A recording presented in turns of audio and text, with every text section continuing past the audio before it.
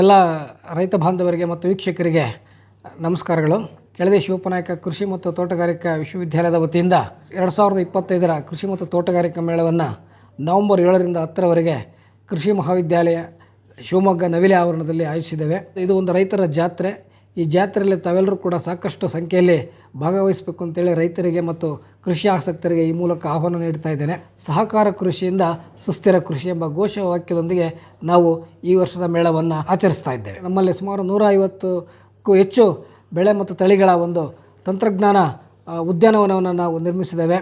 ಸಮಗ್ರ ಕೃಷಿ ಪದ್ಧತಿ ಬಗ್ಗೆ ಇದೆ, ಜಲಾನಯನ ಅಭಿವೃದ್ಧಿ ಬಗ್ಗೆ ಪ್ರಾತ್ಯಕ್ಷಿಕೆ ಇದೆ, ಜೇನು ಕೃಷಿ ಮತ್ತು ಜೇನುವನ ಇದೆ, ಜೊತೆಯಲ್ಲಿ ಗೋಡಂಬಿ ಸಂಸ್ಕರಣೆ, ವಿವಿಧ ತಳಿಗಳ ಒಂದು ಪ್ರದರ್ಶನ, ಕೃಷಿ ಮತ್ತು ತೋಟಗಾರಿಕಾ ಬೆಳೆಗಳ ಮೌಲ್ಯವರ್ಧನಾ ಉತ್ಪನ್ನಗಳು ಕೂಡ ಮಾರಾಟ ಮತ್ತು ಪ್ರದರ್ಶನ ಇದೆ, ಬೀಜ ಮತ್ತು ಸಸಿಗಳ ಮಾರಾಟ ಮತ್ತು ಪ್ರದರ್ಶನ ಇದೆ, ಕೃಷಿ ಪ್ರವಾಸೋದ್ಯಮ ಘಟಕವನ್ನು ಕೂಡ ಈ ವರ್ಷದಿಂದ ನಾವು ಪ್ರಾರಂಭ ಮಾಡ್ತಾ ಇದ್ದೇವೆ. ಮತ್ತು ಮತ್ಸ್ಯ ಕೃಷಿ ಇದೆ, ಪಶುಪಾಲನೆ ಬಗ್ಗೆ, ಹೈನುಗಾರಿಕೆ, ಸಾಕು ಪ್ರಾಣಿಗಳಲ್ಲಿ ವಿವಿಧ ತಳಿಗಳ ಒಂದು ಪ್ರದರ್ಶನ ಇದೆ.